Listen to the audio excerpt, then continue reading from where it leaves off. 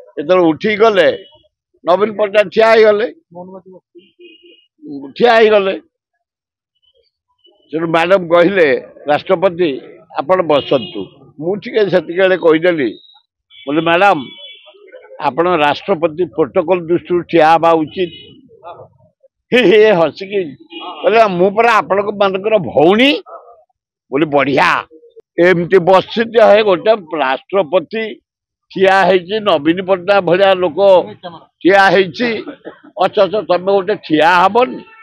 ରାଷ୍ଟ୍ରପତି ଓଡ଼ିଆରେ କହିଲେ ପ୍ରଥମେ ଯେତେବେଳେ ଆମେ ବସିଥିଲୁ ଫ୍ରଣ୍ଟରେ, ଏକ୍ସ ଏମଏଲଏ ଏକ୍ସ ମନ୍ତ୍ରୀ ସବୁ, ରାଷ୍ଟ୍ରପତିଙ୍କ ନଜରରେ ମୁଁ ପଡ଼ିନି, ଯେ ଆଗରେ ବସିଛି।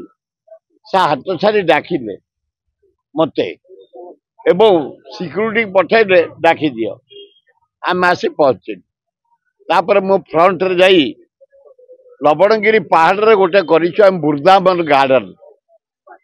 ଖାଲି ତୁଳସୀରେ ବିରାଟ ଏରିଆ, ଜଗନ୍ନାଥ ମନ୍ଦିର ସେଠି ଅଛି, ଲକ୍ଷ୍ମୀ ମନ୍ଦିର, ବିମଳା ମନ୍ଦିର, ଶିବ ମନ୍ଦିର, ହନୁମାନ ମନ୍ଦିର ପୂଜା ପାଇଁ କରିଛୁ ଆମେ। ମୁଁ ମ୍ୟାଡାମକୁ ରିକ୍ୱେଷ୍ଟ ଲେଟର ଦେଲି ଆପଣ ଏପ୍ରିଲ 1 ଲବଣଗିରି ପାହାଡ଼କୁ ଆସି ବୃନ୍ଦାବନ ଗାର୍ଡ ଇନାଗୁରେସନ କରନ୍ତୁ। ହସିଲେ। ତାପରେ ଉଠିକି ଗଲେ। ଯେତେବେଳେ ଉଠିକି ଗଲେ ନବୀନ ପଟ୍ଟନାୟକ ଠିଆ ହେଇଗଲେ ସେଠୁ ମ୍ୟାଡାମ କହିଲେ ରାଷ୍ଟ୍ରପତି ଆପଣ ବସନ୍ତୁ। ମୁଁ ଟିକେ ସେତିକିବେଳେ କହିଦେଲି ବୋଲେ ମ୍ୟାଡାମ ଆପଣ ରାଷ୍ଟ୍ରପତି ପ୍ରୋଟୋକଲ ଦୃଷ୍ଟିରୁ ଠିଆ ହେବା ଉଚିତ। ହେ ହସିକି କହିଲେ ମୁଁ ପରା ଆପଣଙ୍କ ମାନଙ୍କର ଭଉଣୀ ବୋଲି। ବଢିଆ କିନ୍ତୁ ସେଇଠି ନବୀନ ପଟ୍ଟନାୟକ ଠିଆ ହେଲେ, ଆମେ ସମସ୍ତେ ଠିଆ ହେଇଛୁ, ଅଥଚ ମୁଖ୍ୟମନ୍ତ୍ରୀ ତଳେ ବସିକି ରହିଲେ।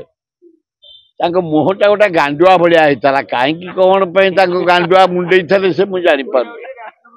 ଟିକେ ହସ ନାହିଁ, ଟିକେ ନବୀନ ବାବୁ ସହିତ ହେଇଛି। ଧର୍ମେନ୍ଦ୍ର ପ୍ରଧାନ ଆଇଲେ, ଆମକୁ କୁଣ୍ଢେଇଲେ। ସୁର ଭାଇ ନବୀନ ବାବୁ ସହିତ କୁଣ୍ଡିଆ କୁଣ୍ଡେଇ କଥା ହେଲେ। ଅନ୍ୟ କନକ ବର୍ଦ୍ଧନ ସିଂହ ଆଇଲେ, କୁଣ୍ଡେଇଲେ। ଅନ୍ୟ ମନ୍ତ୍ରୀ ମାନେ ଆଇଲେ, କୁଣ୍ଡେଇଲେ। ଆମେ ସିନିୟର ଲୋକ ହିସାବରେ ଆଙ୍କଠୁ ଟିକେ ମୁହଁ ହସ ନାହିଁ। ମୋହନ ମାଝୀ ଏଡିକି ମୁଣ୍ଡ, ଏମିତି ବସିଛି ଗୋଟେ ରାଷ୍ଟ୍ରପତି ଠିଆ ହେଇଛି, ନବୀନ ପଟ୍ଟନାୟକ ଭଳିଆ ଲୋକ ଠିଆ ହେଇଛି, ଅଥଚ ତମେ ଗୋଟେ ଠିଆ ହବନି। ମିନିମମ କର୍ସି ଭାରତର ରାଷ୍ଟ୍ରପତି, ତମେ ଗୋଟେ ମାମୁଲି ମୁଖ୍ୟମନ୍ତ୍ରୀ। ଦୁଃଖଦାୟକ ଘଟଣା।